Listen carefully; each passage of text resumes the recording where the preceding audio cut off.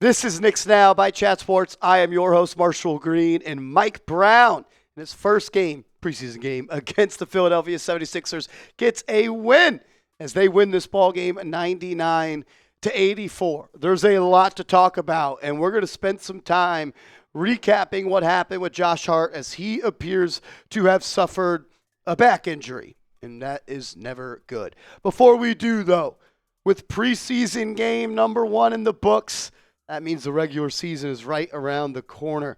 T-minus 20 days to the New York Knicks take on the Cleveland Cavaliers in the season opener. If you're hyped up about the Knicks season almost being here, hit that thumbs up icon.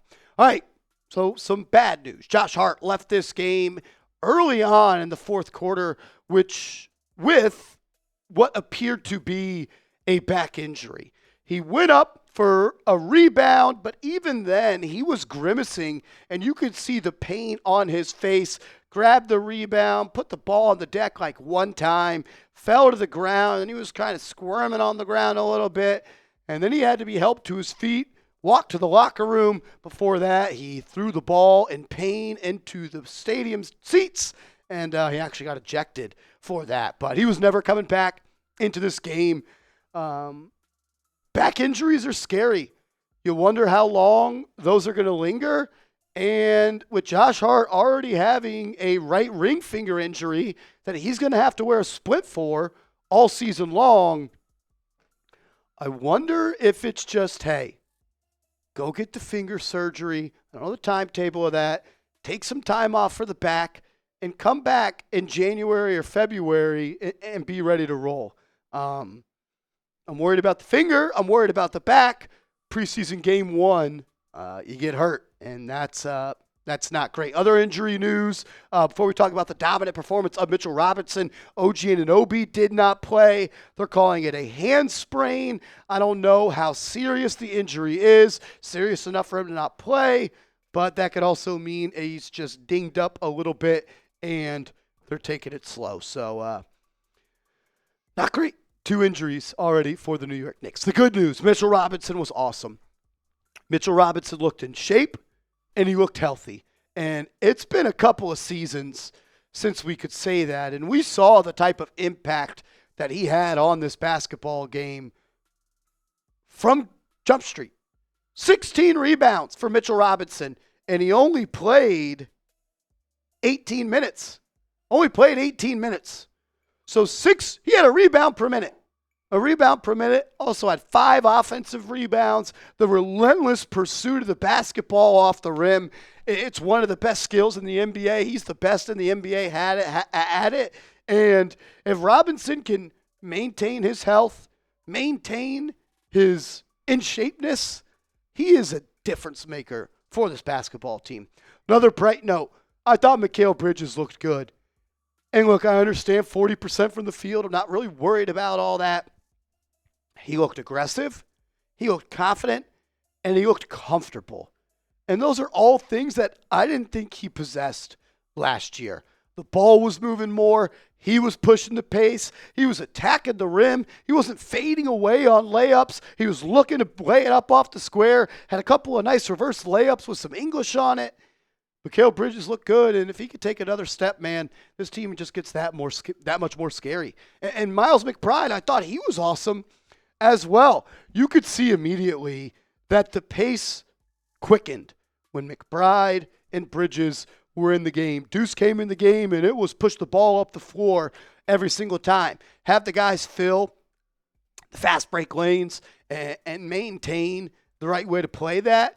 But you could see that this team is placing an emphasis not only on ball movement, but player movement as well. Like outside of the performances from Mitch, from Mcbride, and from Mikal, like the way this team is going to play offense this year is going to be totally different. A lot more fast break opportunities. We saw times where the 76ers would make or miss a shot, and they'd look to push it off the inbounder. They'd look to grab the defensive rebound and throw a full court pass. We saw Yabu do that a couple times. Duke Clarkson, the Knicks were pushing in transition. And I think Miles Mcbride is a player that we are going to see take a step this year. That guy lives in the gym. You could see the work he did in the summer pulled off. He was scoring from 3. He was scoring from the mid-range. I was really impressed with the way that Miles McBride played today. Not the best game for Jalen Brunson. Not anything to worry about. He's going to be fine. He's going to be fine. I don't really have many more words to say about Jalen Brunson's performance outside of that. The Knicks and the Sixers clearly were in preseason mode as they were both extremely inefficient from the floor. Knicks shot 38% from the field, Philly 34%, whereas the Knicks shot 20% from three and the Sixers shot 8%. Combined, they shot 11 of 74? 11 of 74 from three.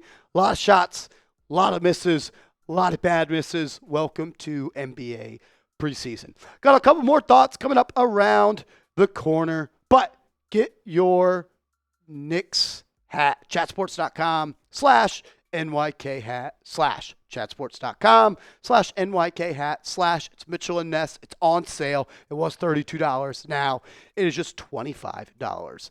Before as we could just push this graphic, talk about Jordan Clarkson and the bench unit, I want to ask you guys, what was your number one takeaway from this basketball game? Let me know in the comments section. Jordan Clarkson, he likes to shoot.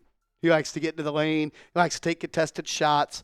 I truly think there's going to be a position battle to be that sixth man of the year. I think it's going to be between Jordan Clarkson and it's going to be between Malcolm Brogdon. I am a big fan of Malcolm Brogdon's game. I have been for a while. He was the 2022 sixth man of the year, I believe. And I think that he possesses skills that this Knicks bench needs. He takes care of the basketball. He takes smart shots. He plays team defense. And I'm excited to see what he does alongside Jalen Brunson as well. Let Brunson play a little bit more off ball. We know how good of a catch and shoot guy he is. We know Mike Brown talked about that at training camp practice. Number one, if this guy can stay healthy, he's going to be a big difference maker for this squad. It's also hard when you watch the Knicks to take your eyes off number 55, Ariel Hukporti. Look, I'm not going to call him Bill Russell quite like Walt Clyde Frazier did, but he has skill, man. He's athletic. He is, I know I just said it, he is a skilled player. He had a couple of left-hand push shots reminiscent of the other German that wore number 55 on this team a couple of years ago. I think there's going to be games where he starts when they are maybe in a back-to-back and Mitchell Robinson does not play. Ariel Hukporti, continue to develop, continue to put the work in. You've got a chance to be an NBA player and an impactful one in this league. Preseason game number 1. It's in the books. We're that much closer to the NBA season being here. 19 assists on 35 made shots for the Knicks. Thought the ball was popping around. You could see that the pace was a emphasis from this coaching staff. And I know the 76ers didn't make many shots, but after the first 6 minutes where the Knicks defense was a little bit lax, I thought they turned up the heat on the 76ers as well. I thought they were moving well. Thought they stayed attached to their men. I was excited about the way the Knicks played. I really, really was. Fun game. Game 1 of a long season. Preseason game 1. So an even longer way to go. But I'm proud of the team. Excited about the way they played. And I'm ready. I'm ready for the real deal. Appreciate everybody for watching today's show. If you didn't, tune into our live shows. We go live for every single Knicks game day. So subscribe, turn those notifications on, and give me a follow on social media at @MarshallGreen_.